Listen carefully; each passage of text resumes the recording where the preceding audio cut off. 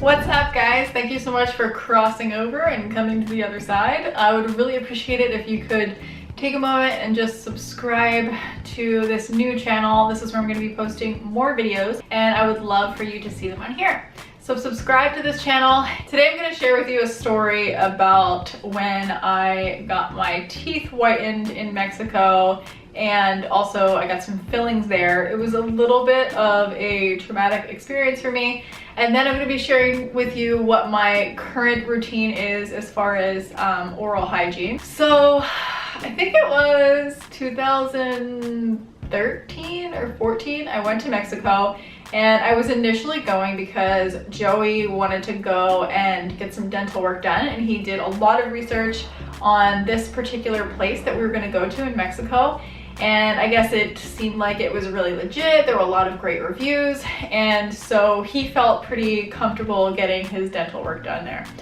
And I wasn't actually planning on getting anything done, but once I was there, I was like, oh, it's like free for consultation. Let me just get a little bit of some x-rays done and see if there's anything that they would recommend. Maybe I need a filling or two, and it's like 3 times cheaper to get it done there than it is in the US. And since they seem to be legit and have really good reviews, I thought, what's the harm? So I got some x-rays done, and they were like, oh yeah, you have like 7 cavities that you need filled and all of this stuff. And I actually didn't have any tooth pain at the time. I didn't think that I had any like major issues, so I was a little bit shocked at that, but I was like, oh wow, okay, like I guess I should get that done while I'm here, because that could be really expensive back home. So I did that, and they were very good at like making you feel very comfortable and kind of selling you on it initially, the people who did the consultation with you. But then once you were actually in the office getting the work done, I felt super uncomfortable. Nobody really spoke English well that was actually working on my mouth, and I'm really used to, when I'm at the dentist, them kind of prompting you and telling you before they do each little thing, like, okay, so now I'm gonna put this like clamp in your mouth, and now this is what we're doing this, and this is for this, and kind of explaining things, and they weren't really able to do that. Anyway, basically what they try to do is to do as much work as possible in 1 day or 2 days, because they know that people are only down there for a short period of time, which is horrible, because like, who wants to go to the dentist and get like 6 fillings at one time? Like, that's crazy. Normally they would have you just do your mouth in sections, so they would just do like the bottom quarter or, you know, top quarter or something, and do it one at a time, and it's really manageable like that. But when you have your entire mouth being shot up with Novocaine, like I was like maxed out with whatever Novocaine or lidocaine, whatever they give you, so much so that it was like making it feel like I couldn't breathe, and my tongue was like swollen, and it was so crazy. I remember just like sitting in the chair at the dentist's office, and there was only like one area where I could look, because I couldn't move my face, couldn't turn my head at all. And I just remember like looking at this poster that was like for kids, and just trying to focus on the poster and breathe so that I didn't have a panic attack, because I was so like, my adrenaline was just like pumping from like being full of all of this like Novocaine or whatever. And I think they put like epinephrine in some of the stuff too, so it actually gives you a little bit of an adrenaline rush. It was so scary. So if any of you guys are considering going to Mexico and getting dental work done, my cavities that I got filled there are so jacked up. I still can't like properly chew on this one side of my mouth, and I have to get like stuff fixed. And I just have been busy and haven't made the time to do it, and I got so used to chewing on the one side of my mouth. It's ridiculous. But anyway, so after I got all these things done, and felt like I was dying in the dentist's office, I decided, you know, like, why not just get my teeth whitened while I'm down here?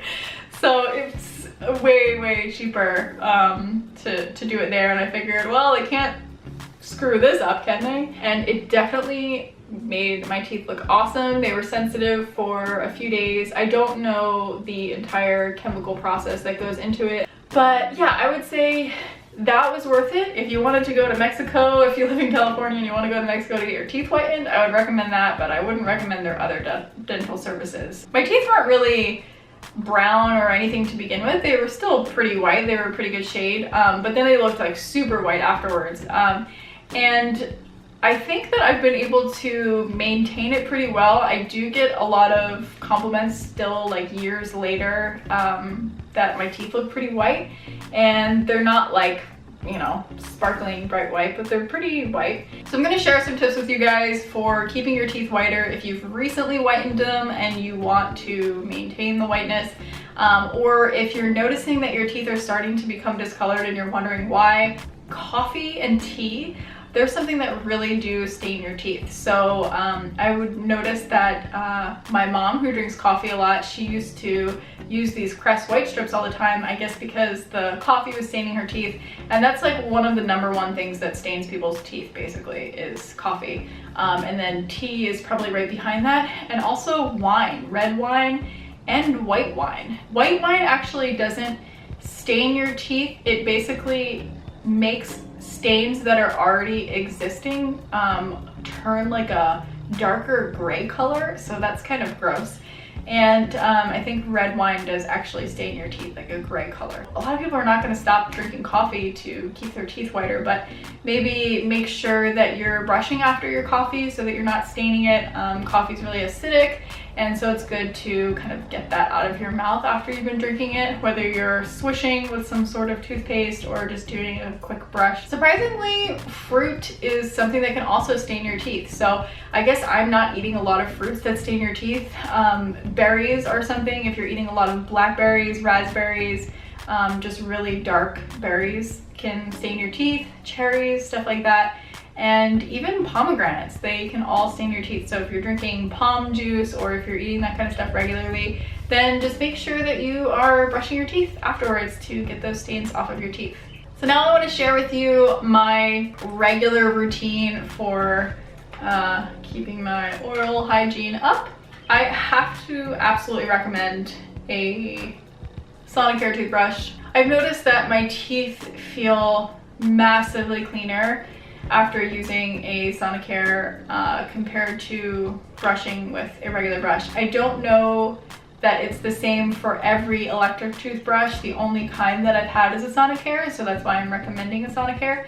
And also my roommate, Christine, is a dental hygienist, and she also recommends the Sonicare as well. I'm gonna put links to the stuff that I recommend. I have like vegan floss and the type of toothpaste, so I'll put links down below so you guys can check out those things. I don't know if every electric toothbrush is like this, but the Sonicare has a like 2-minute setting, and you basically get prompted like every 30 seconds to move to a new area. So you're brushing your teeth for 2 minutes. Flossing is so massively important, and I know that it's like one of the most annoying things about oral hygiene. Something that I did use for a while was a water pick, which kind of just shoots water in between your teeth, which is a really good option for anyone who has super sensitive gums and you can't floss.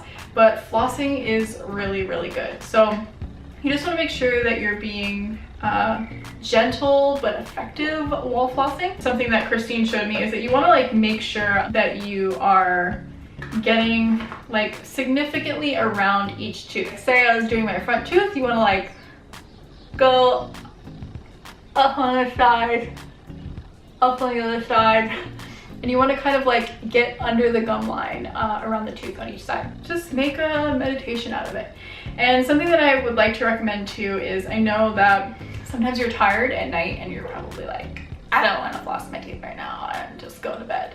But that doesn't mean that you can't floss your teeth the next morning. So if you do forget to floss your teeth, or you just decide like screw it tonight and a couple times a week you end up not flossing your teeth in the evening, just make sure that you make time for it in the morning. It's not as good probably because the stuff is on your teeth overnight, but it's still better than not doing it at all. So whenever you can't do the ideal thing, make sure that you shoot for the next step down.